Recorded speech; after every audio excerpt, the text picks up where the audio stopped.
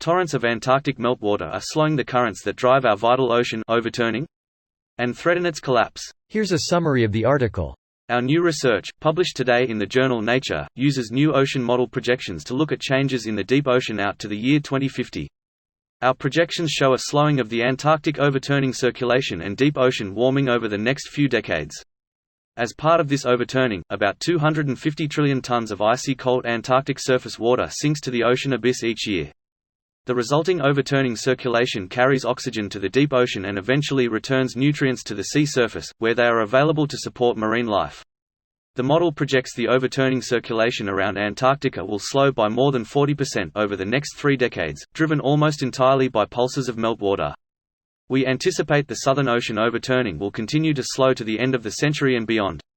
Our study shows continuing ice melt will not only raise sea levels, but also change the massive overturning circulation currents, which can drive further ice melt and hence more sea level rise, and damage climate and ecosystems worldwide. This post received a score of 5,700, with an upvote ratio of 95%. Here are the top comments in response to this article. We are destroying ourselves and we are blissfully denying it to ourselves. It's not blissful anymore. It's full-on alcohol and drug-fueled denial. Good way to describe it. Like the oceans are important or something, s. PFFDT. I don't live near the ocean and I don't eat seafood, this won't affect me at all. S.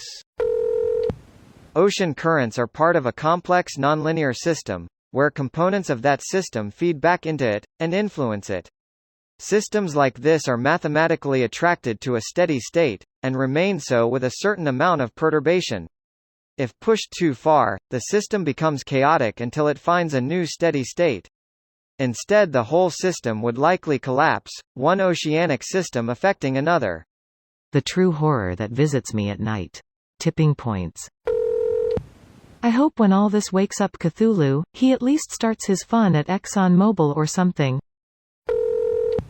I can't wait till some idiot in Congress or the Senate says it's because the Democrats did this or that and Fox talks about how climate scientists were wrong the whole time. Oops, they already do that, my bad.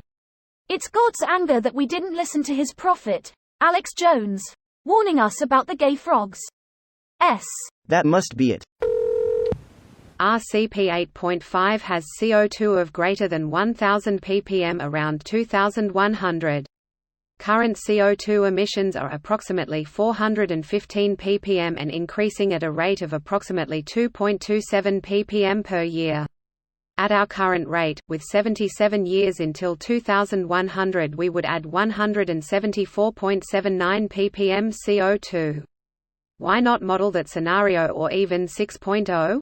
Modeling RCP 8.5 and claiming for collapse of the AMOC by 2050 simply isn't a reasonable assessment. Greater than as well as a dramatically increased reliance on fossil fuels, in particular coal, stares blankly at India.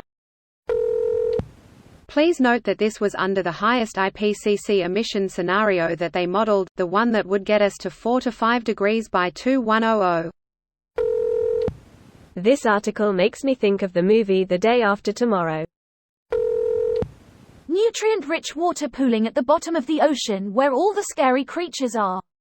We're about to get giant anglerfish that reach into the Midwest and pluck farmers out in the middle of the night, aren't we? ETA. Or maybe a Cloverfield type thing. Those came from a different dimension. True, but if there are infinite dimensions, why couldn't they have come from this one? Well, if we keep working this hard at destroying our ecosystem. Just give it a few more million years, and who knows, it happened before on this planet. The only torrents I heard of are those of Pirate Bay. Marine biologist here. We've been more than a little alarmed by phytoplankton populations steadily declining for several decades now. Marine phytoplankton are responsible for about 40% of cloud formation. Some places on the planet would never see rain if it weren't for marine phytoplankton. The primary factor affecting declines in phytoplankton is sea surface warming and stratification. This video was automatically created by Reddit to speech. The article and comments in this video were selected from Reddit according to their upvotes, and any paraphrasing was performed by smmry.com, without any human intervention.